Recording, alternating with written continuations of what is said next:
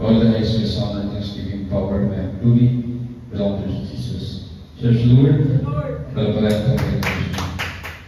May gabi sa pagbilang ng Diyos, o may gabi sa pagbilang ng salamat sa pagbilang ng Diyos nga parentang i-militan sa pagbilang ng Diyos hindi dalas na bulukatuan aron na isla dahil doon may mayawang pasalamatan sa bilaw ng ibubuhay. O atong ipukus mo ang nagkasangkasi sa mga pagkain pagsimba pag-imayan sa pagbilang ng Diyos kung sa pagsugod mag-aabot. Dalayin mo ng mga Diyos mong lahat, Diyos mo nabi buat sa langit syuta. Diyos na Abraham, Diyos na Isaac, Chico, Diyos na Pedro, Diyos na Israel, Diyos na Samagad sa aming church. May gabi ang pinakamahal na mas pang-Diyos. Salamat ang Diyos sa laing kayo sa kinabi kami patay ng kasibag ng imayan mo. Salamat kanimo. Bili kami tapos sa Diyos, isang pa, hallelujah. Inawatan mo pagdaing pagsimba pag-imayan mo. Salamat kanimo mga Diyos lang tulong. Sinuming mo kasing-kasing, mo kasing-kasing, diba kasing-kasing Diyos. Kuha mo babaghan lambat sa kaaway sa kaliwala Diyos. Hallelujah. Magubani kami, pangalahan mo po kami, gayari kami, ikat sa pagsugod sa Joyful Song, Solemn Song, bisan pa sa Bible study, Brothers mo Goli, sa member verse mo kanakanang sa closing prayer o Diyos sa panibahon. Ikaw na Diyos, magubad ka na mo, o magaling ka na mas mga taong putan mo Espiritong Doon. Kaya kami pusog ka baso kayo sa mga sumagapaayan ka sa mga skriptulatian. Masubad sa mga problema ng poblasyon sa mga skriptulatian. Hallelujah. Yung kanan ka na mag-iampo isa rin maslamatan lamang dawat sa mga napaan ng Diyos. All the answers, honor, thanksgiving, power, and glory belong to Jesus. In the name of Jesus we pray. Amen. Praise God. Ito yung hatag ni Bilibid namin, siya ang mag-lead sa praise and worship.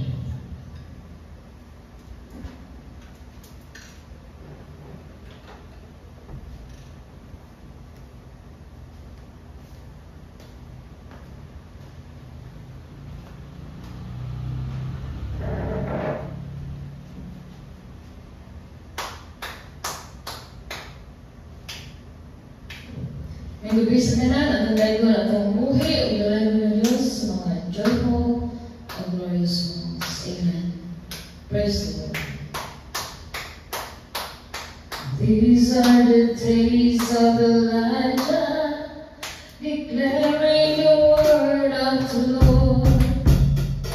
And these are the days of the servant, Moses' righteousness being restored. These are the days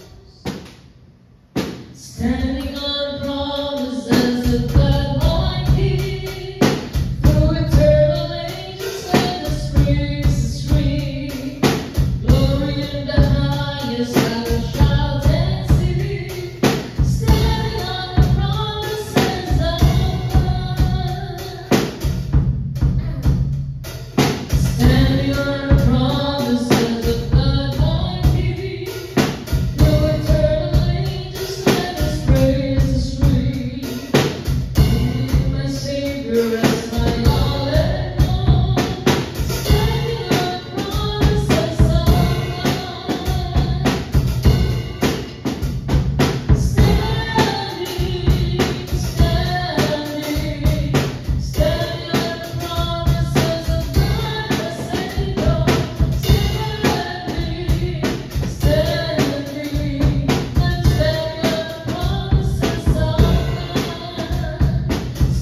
on the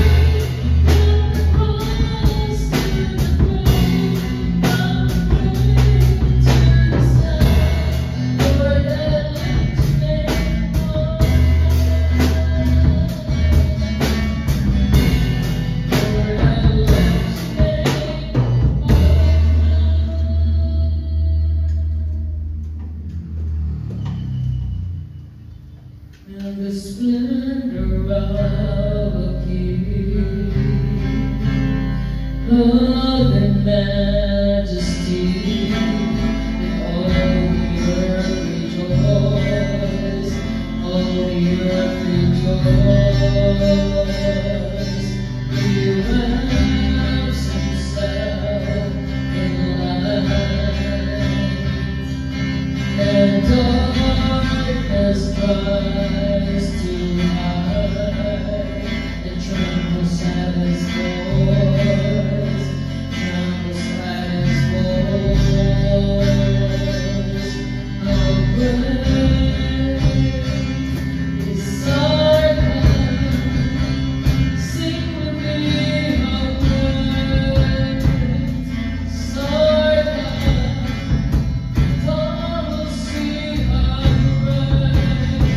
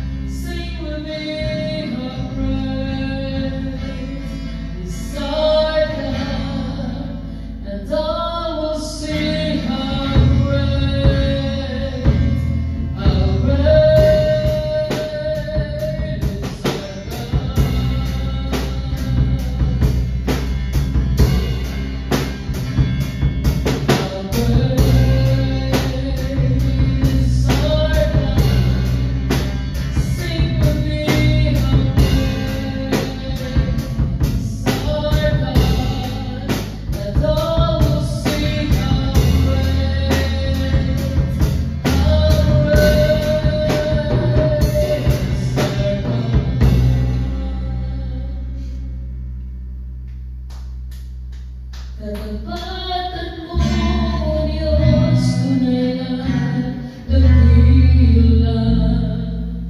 Ang pag-ibig mo'y wagas sa walang kapantay.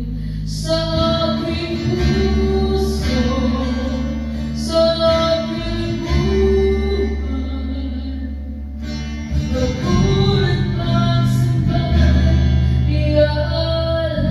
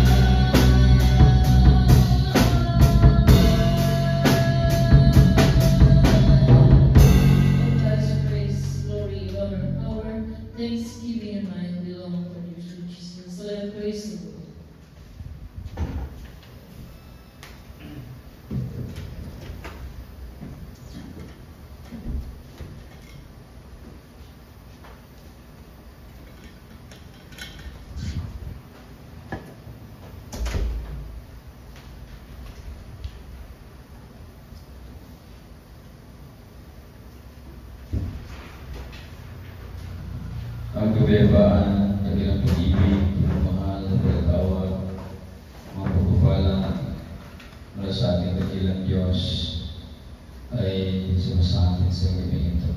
Amen? Praise the Lord. Palapakan at dakilang Diyos. Thank you, Beloved Smith, and thank you, Beloved songwriter, Beloved Mami.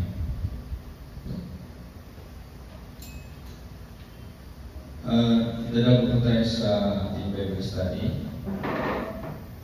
Ating pong Bible study ay makikita sa mga gawa,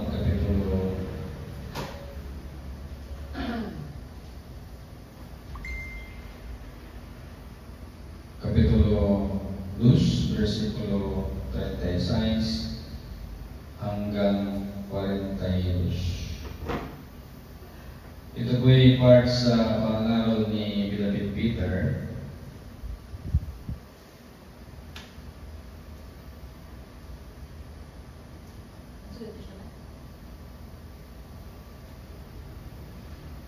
Mga gawa, kapitulo 2, versikulo 36 hanggang 42.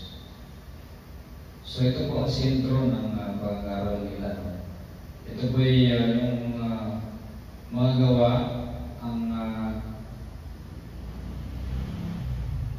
ibig sabihin nito ay gawa ng Holy Spirit. At gawa ng Holy Spirit sa magitan ng mga disciples of Jesus. So,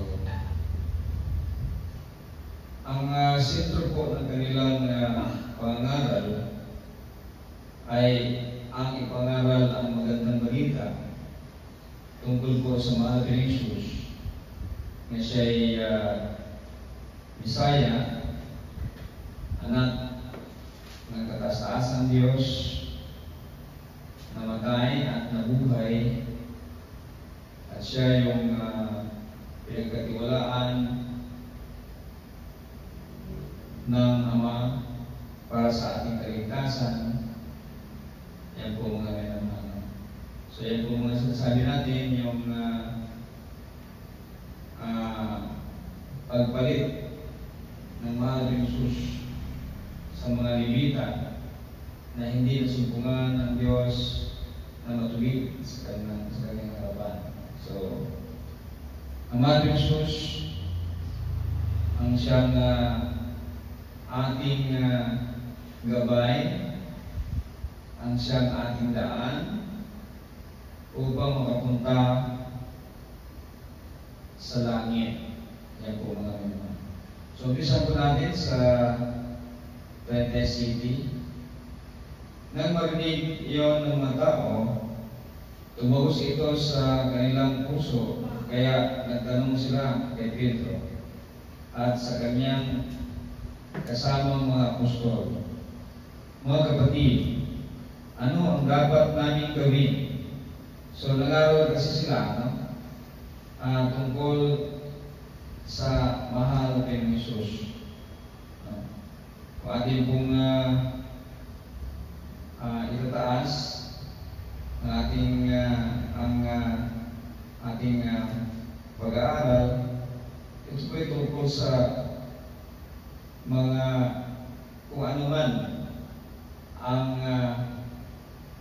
gawa ng mahal na Jesus. So kung ano man ang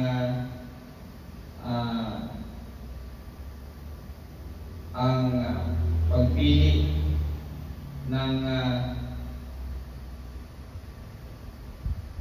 Panginoon, hindi lang sa mga Israelita, kundi pati na rin sa mga Gentiles. So, noon kasi sa panahon ng mga Levita, nakapokus lang ang kaligtasan sa mga Israelita. Pero dito, pinapangaraw nila na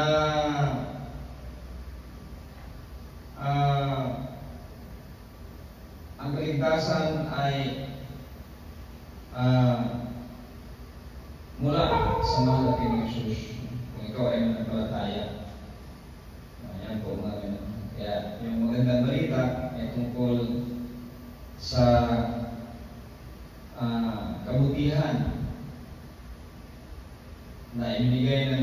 Jesus, no, sa sangkatauhan.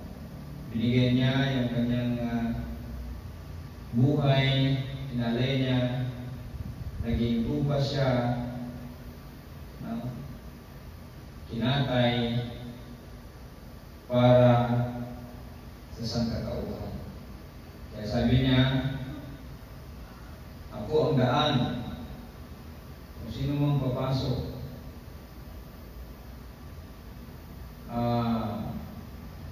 sa daan niya, no? Magkaroon siya ng buhay na walang hanggan. So, yan po mga ito. So, kaya nagtanong ang mga nakinig, no, sa pangaral ni Beloved Peter. Sabi nila, mga kapatid, ano ang dapat namin gawin? Ang tinanong nila ay ang mga apostoles. No? So, in verse 38, sumagot si Pedro sa kanila. Ito ba yung basic sa ating panampalataya, sa ating dakilang Diyos? Sabi niya, magsisi ang bawat isa sa inyong mga kasalanan at magbabautismo sa pangalan ni Jesus at mapapatawad ang inyong mga kasalanan at matatanggap ninyo ang regalo ng Diyos na walang iba kundi ang banal na Espiritu. Ito po yung mga sinasabi natin, lagi natin sinasabi. No? Pag tinanggap mo ang ating dakilang Diyos, nagbabasa ka ng kanyang mga salita mula ng Book of Genesis to Book of Revelation, sinasabi natin na magkaroon ka ng regalo. Yan po, ano po regalo? Ang regalo po ay ang banal na Espiritu. So, hindi ito patungkol sa salita, kundi yung kapangyarihan ng salita ng ating dakilang Diyos.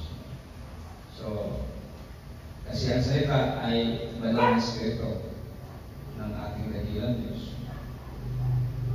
Ang kapangyarihan ay banal na Espiritu din ng ating dakilang Diyos. So, kaya mapalad, no? Ang makasumpong sa biyaya at habag ng Panginoon Jesus. Magkaroon siya ng nagdimbala ng banal na Espiritu. Regalo. Bibigyan ka ng regalo. Hindi po ito yung award na sa huling araw na buhay ng langgan. Iba po yun. So habang ikaw ay naglilingkod sa ating dakilang Diyos, regaluhan ka ng banal na Espiritu upang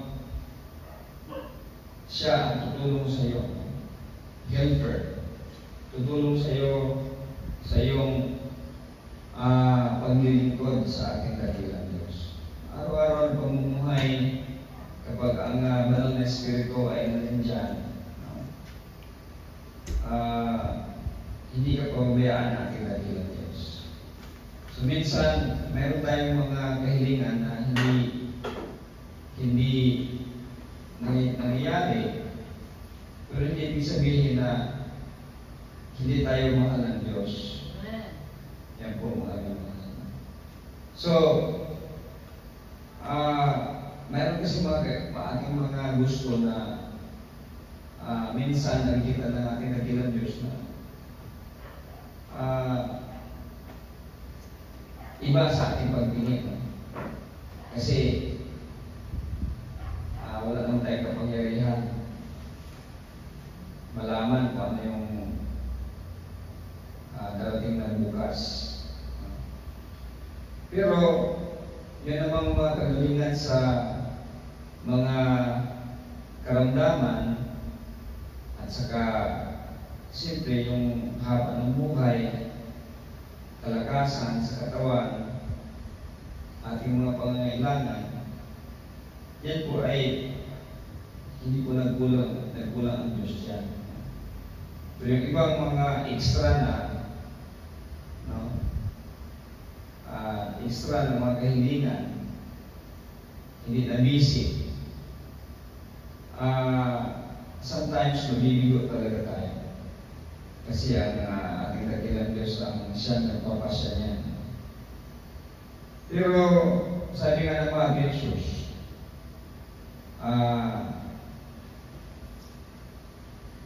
consistent na Diyos, no? Consistent lang. Diba? May parabol sa niyan tungkol sa judge na walang Diyos, walang awa, no? Isang babae, laging kinukulit, no? Ang isang judge hanggang sa kakulitan ng babae ay pumayag na sa kanyang gusto. Para yung hinihiling niya. No? So, ibig sabihin, consistent tayo. Kapag halimbawa hindi ibigay ng Diyos, ating muli tayong kumbaga bumangon at subukan ulit. Consistent tayo kapag mayroong mga ating mga kahilingan na hindi pa binibigay ng Diyos. No? Hindi ibig sabihin na malayo ka sa Diyos, hindi ibig sabihin na may kasalanan ka kaya hindi ibigay sa'yo. Hindi po ganyan mga minamahal. Mayroon pong panahon. No? Sa buko, Ecclesiastes, di ba? Sinabi ni King Solomon dyan doon, may panahon ng tag-ani, tag-araw, yan po mga minamahal. So,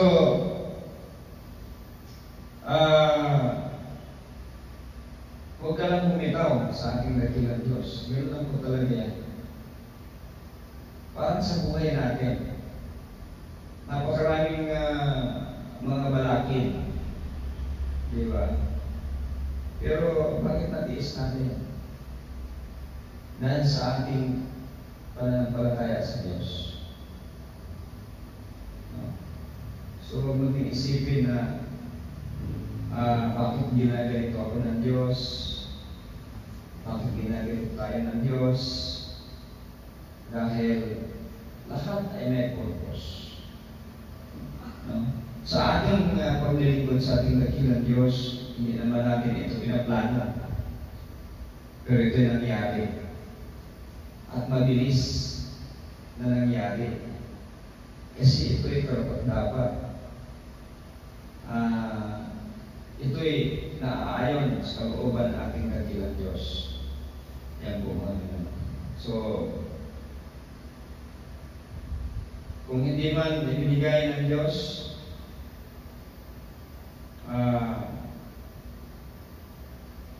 sa araw na gusto mo na mangyari, mayroong mga dahilan niya. Patuloy lang sa di ba? Ano nakalagay doon sa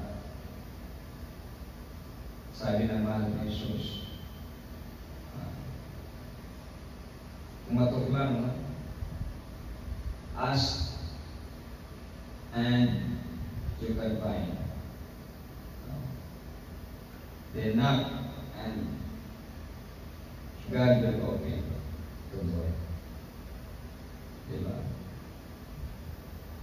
Ano pa? Yan po mga minamahal. So, huwag lang tayo sa pag-aaral, kung ano man, sa ating mga lahat, no? Maging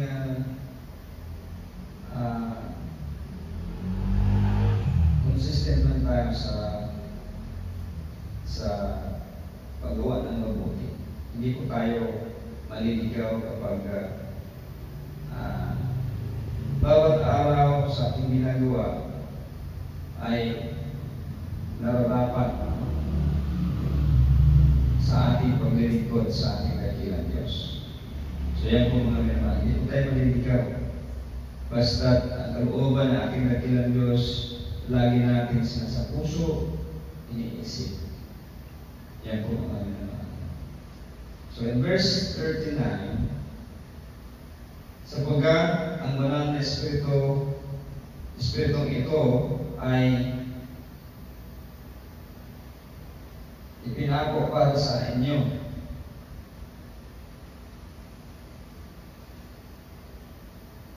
At sa inyong mga anak at sa lahat ng taong nasa malayo. Sa lahat ng tatawagin ng Panginoon nating Diyos na magsisilapit sa Kanya.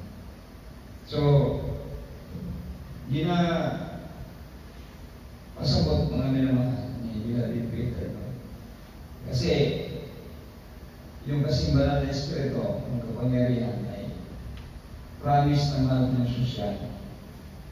Kaya sabi niya rito, sapagkat ang banal na Espiritong ito ay ipinangako para sa inyo. Ipinangako para sa inyo at sa inyong mga anak at sa lahat ng taong nasa malayo, sa lahat ng tatawagin ng Panginoon nating Diyos na magsisilapit sa Kanya. Yan po mga kaya. Ipinangako po yan ng mga Jesus. Ibibigay niya yung banal na Espiritu upang maging helper sa bawat isang nananampalataya sa Kanya. Yan. Kaya tayo, mapapansin ninyo yung sarili kapag kayo ay naging tapat, naglilingkod sa ating dakilang Diyos. Minsan may mga bagay na hindi mo ipapaliwanag na yan pala ay gawa ng Holy Spirit, kapangyarihan ng Diyos. So, kasi consistent ka na naging tapat sa ating dakilang Diyos, yung banal na Espiritu na nasa sayo, natutuwa po yan. Yan po namin naman. So, siya po ang tutulong sa iyo. So, huwag natin hayaan na ang banal na Espiritu ay manulungkot o hindi natutulong sa iyo dahil ikaw ay gumagawa ng kasalanan. So, verse 40, marami pang ipinapahayag si Pedro para patunayan sa kanila ang kanyang sinabi at hiniling niya sa kanila. Ito po mga naman, kahilingan ni Billy Peter. Iligtas ninyo ang inyong sarili sa masamang henerasyong ito. So, sa time nila, talagang medyo maraming masama. Kaya sabi niya, iligtas ninyo yung sarili sa masamang henerasyon ito. So kung yung time na yon medyo masama na ang henerasyon nila, how much more sa atin ngayon? Talagang ibang-iba na. No? So, dami na rin tao ngayon. Hindi mo na alam kung sino yung masama at sino yung mabuti. Kapag noon, puti lang tao, alam mo na yung tao ito ay hindi ito maganda yung pagkatao nito. No? So, malalaman mo. Pero sa ating panahon ngayon, mahirap kasi napakarami. No? Kung noon ay sinasabihan Sinabi ni Beloved Peter sa kanyang pangaraw na magsisi. No? Magsisi at iligtas ang inyong sarili sa masamang henerasyon ito. No? So, sa ating panahon ngayon, ganun pa rin. Kailangan pa rin natin sabihin magsisi. Kasi minsan, ang tao ay nadadala sa mga damdaming hindi kalooban ng Diyos. Kaya dyan nag-umpisa yung kasalanan ng tao. Kaya payo ni Beloved Peter, iligtas ninyo ang inyong sarili sa masabang henerasyon. So kaya sa atin ngayon, magsisi, ganun pa rin. Yung aral, magsisi. No? So kailangan magsisi po tayo. Kasi sa pagsisisi, dyan po malalaman, no? Ang yung pagkatao na ikaw nga ay gusto ng magbagong buhay. Kung ikaw ay masama mo, dapat hanggang dyan lang ang kasamaan mo. Kasi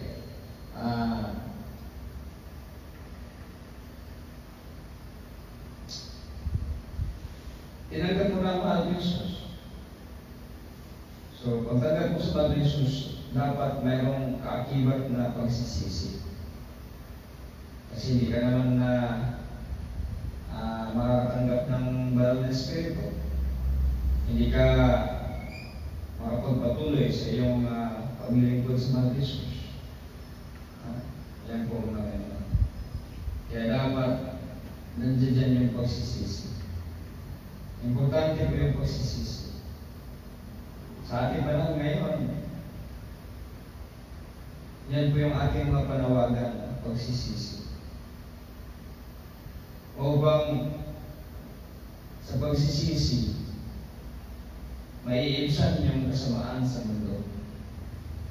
Yan po mga naman. So, verse 41, marami ang naniwala sa kanyang mensahe at nagbabautismo agad. Nag-aaral na iyon. Mga 3,000 tao ang nadagdag sa mga mananampalataya.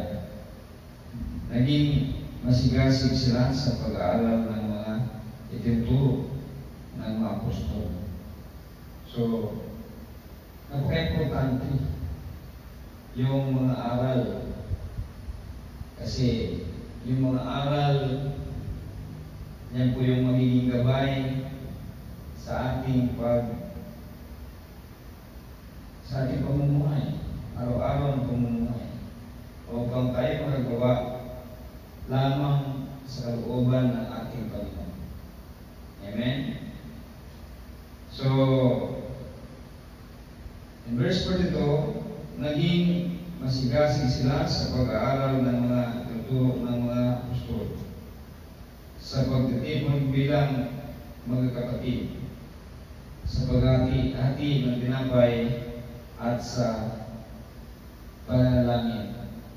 So, ganun talaga kasi ang mga salita ay magkamag-anak. Kaya nga, wala naman talagang recruitment no, outside. So, nagkakataon lang minsan na mayroong mga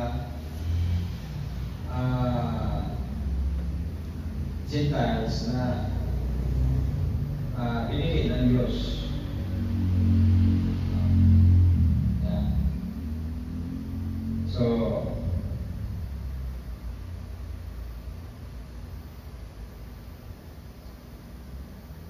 itong sinasabi ito na masigasig,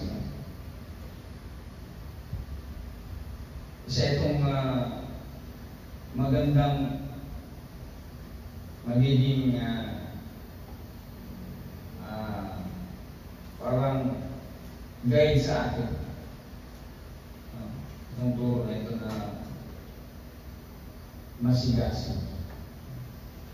Kasi yan yung importante para sa lingkod ng Diyos. Maging masigasig sa paglilingkod sa Diyos. Masigasig sa pag-aaral ng mga salita ng ating dakilang Diyos. Kasi diyan po mag-uumpisa yung biyaya at habag ng ating dakilang Diyos. Kaya maging masigasig po tayo sa pag-aaral ng salita ng ating dakilang Diyos. At huwag po natin isipin na may higit pa na tao kaysa sa atin. Ang napaka-importante po, ang tandaan natin, hindi po tayo mag-rely ng ibang tao na pag tayo mismo, tuklasin natin ang hiwaga ng mga pangako ng ating dakilang Diyos. Ang hiwaga ng kanyang mga salita. Tayo mismo, hindi tayo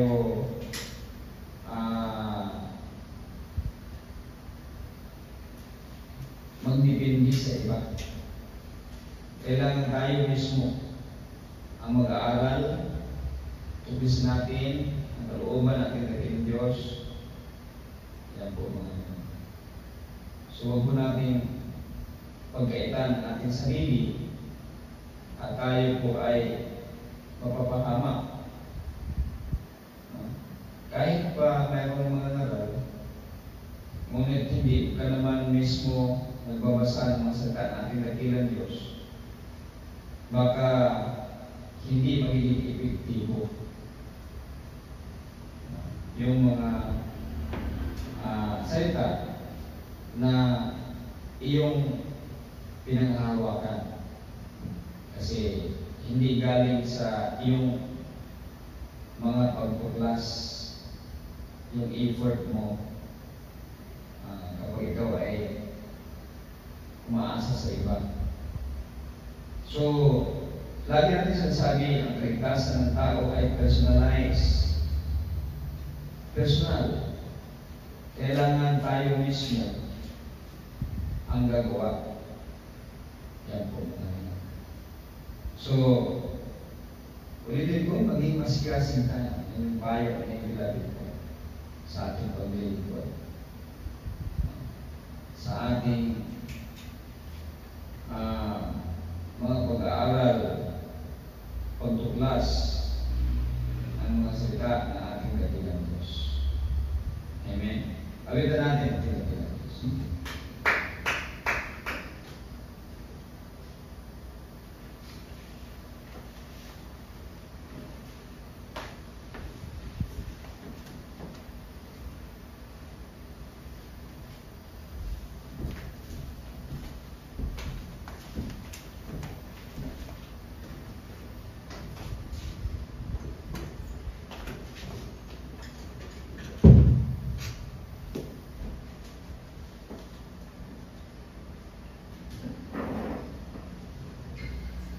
You deserve the glory and the honor. Lord, we lift our hands in worship as we magnify your name. You deserve the glory and the honor. Lord, we lift our hands in worship as we magnify your name. You are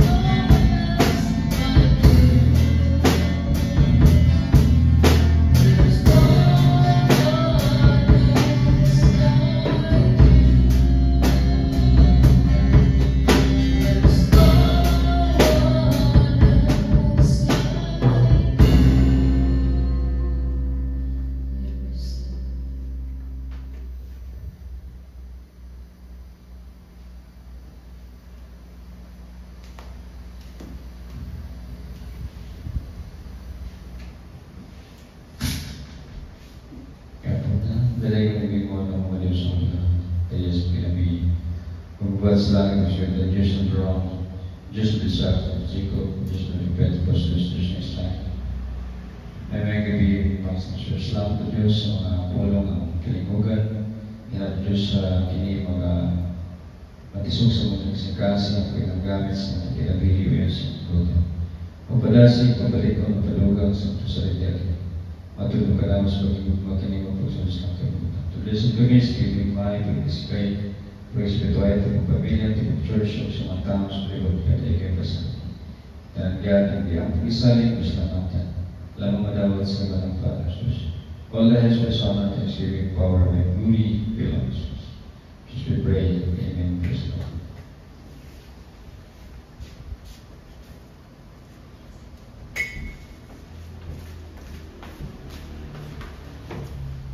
Salamat sa pagbibigang Diyos. So, bilagal tayo sa pagbibigay ng mga believers. Atong tawag si Beloved Sir, unang magbigay na ng mga believers.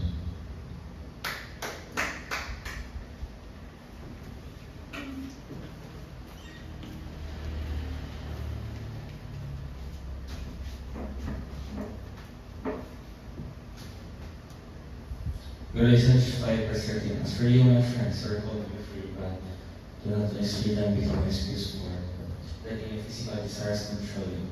Instead, let love make you serve one another.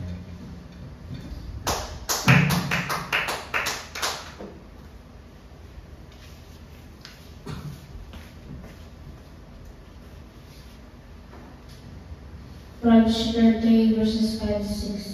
Trust in the Lord with all your heart and lean not on your own understanding. In all your ways acknowledge Him, and He will make your paths straight.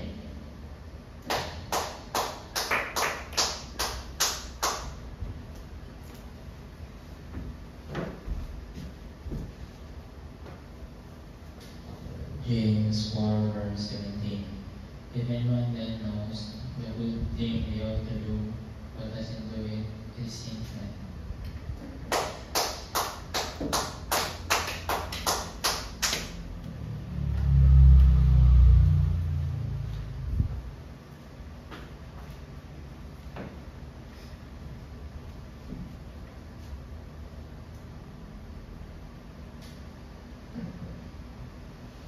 Psalm chapter 27, verse 1 and 2. The Lord is my light and my salvation. I am not afraid. The Lord is my strength, and He protects me from all danger. I'll never be afraid. Amen. Praise God.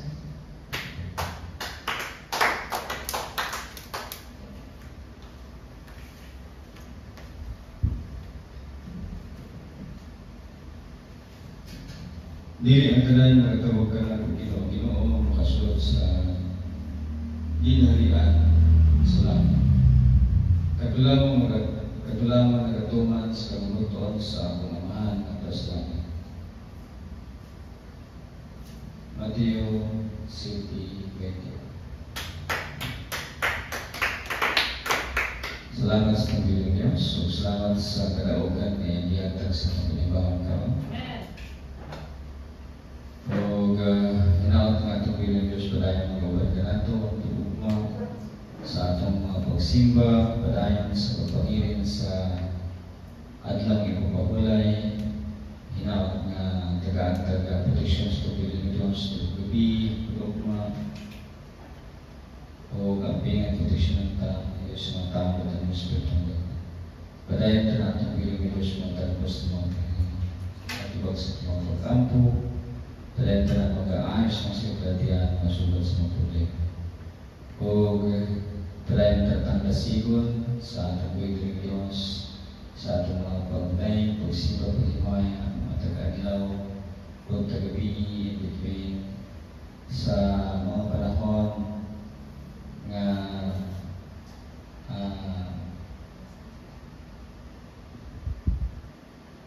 kinahanglan natin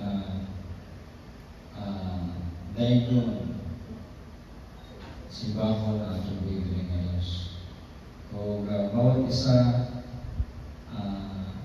ato ng mga responsibilidad bilang mga mananampalataya nga ang bawat isa mo dinasigay sa usap-usap. So, bisan o ikaw lang usa o duhalan mo, kailangan nga mag-diet yun. Ato bilang himuong habit ang pag-diet, buntag o gabi sa atong kinabuhi. Buhat nga itong bilang nga Diyos,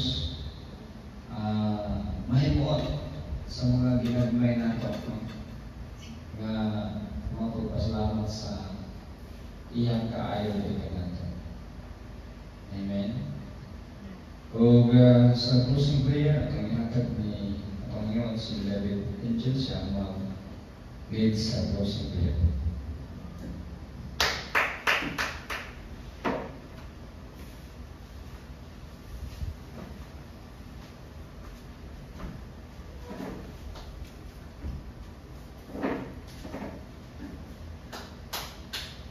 Praise the Lord sa mga pinansa niya sa kagabi kami ng simbahan, Lord. Salamat, Lord, sa mga pulong ang talimugan nila mag-isukin niya sa mga kasing-kasing, Lord. Magsiyang namin kawas mo sa mga pagkibuhay natin. Salamat, Lord, sa mga karasya at kanilang sa kanilang protection. Nagtalod ka rin mga paday bubot ni Lord sa tulog. Please, magkatulog sa pagmata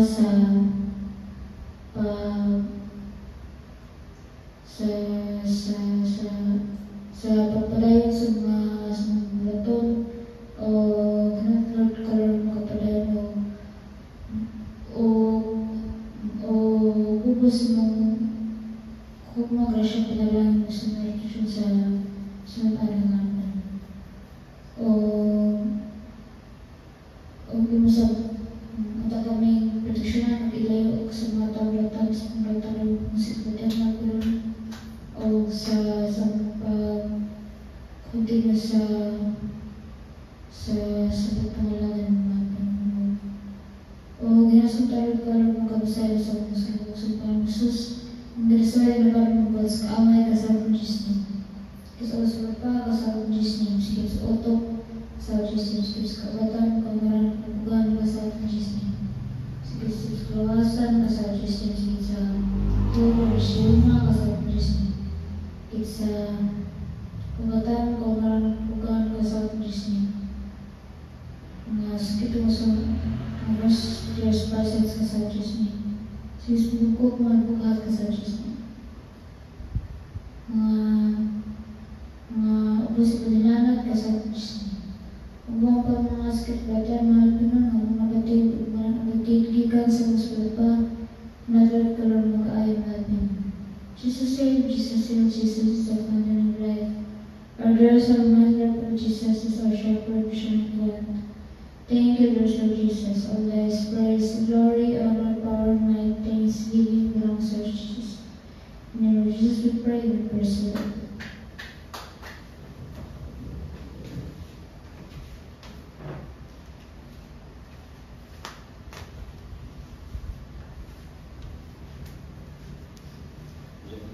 And shout hallelujah.